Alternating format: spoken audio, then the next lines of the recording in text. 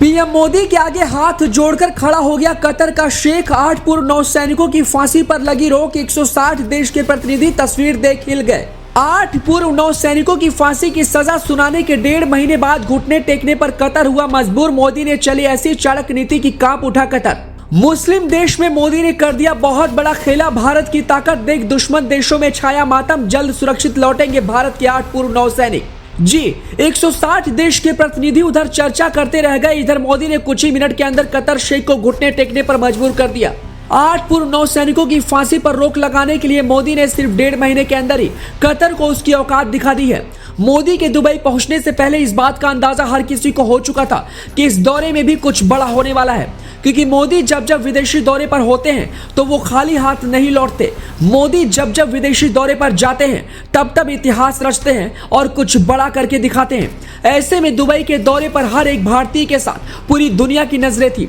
पहले मोदी ने स्वागत में अपना डंका बजाया और फिर पूरी दुनिया को हिलाया। वहीं स्वागत के कुछ ही देर बाद जब गहन विचार विमर्श शुरू हुआ तो अपने 8 पूर्व नौसैनिकों की फांसी के मुद्दे पर कतर शेख से बड़ी चर्चा हुई।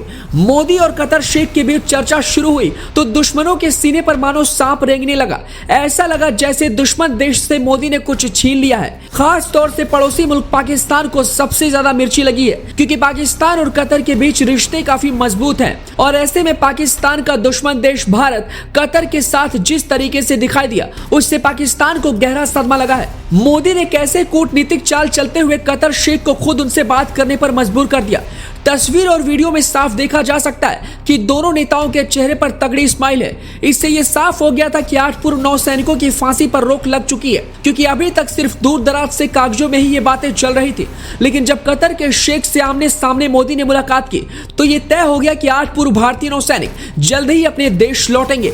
बताते चले कि 26 अक्टूबर को कतर की अदालत ने भारत के 8 पूर्व नौसैनिकों को फांसी की सजा सुनाई थी।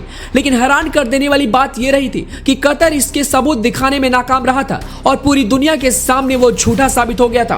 कतर ने 8 पूर्व भारतीय नौसैनिकों पर दोहा की एक कंपनी में नौकरी करते हुए जासूसी का आरोप लगाया था, जिसके बाद भारत में हड़कंप मच गया था। 8 पूर्व भारतीय नौसैनिकों के परिजनों ने पीएम मोदी से फांसी से बचाने के लिए बड़ी अपील की थी। मोदी ने अपने सभी बड़े अधिकारियों को इस मिशन पर लगा दिया था, जिसका परिणाम अब साफ तौर से दिखने लगा है और 1.5 महीने के अंदर ही कतर घुटने टेकने पर मजबूर हो गया है। बीते 22 नवंबर को कतर की अदालत ने इस फांसी पर रोक लगाते हुए इस पर सुनवाई का आदेश दे दिया है।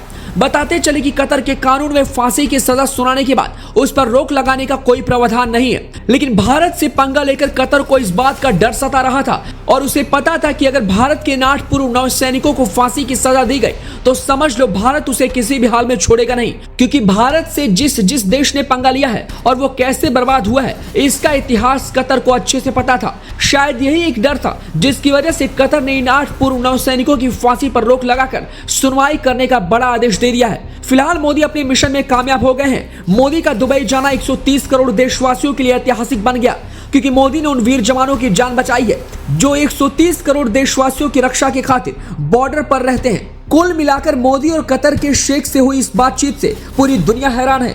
जल्द ही भारत के 8 पूर्व नौसैनिक अपने वतन वापसी करते दिखाई देंगे और स्वागत के लिए पूरा देश ताली बजाएगा। 8 पूर्व नौसैनिकों की फांसी की रोक पर आप क्या कुछ कहना चाहते हैं, हमें अपनी राय कमेंट बॉक्स में दें।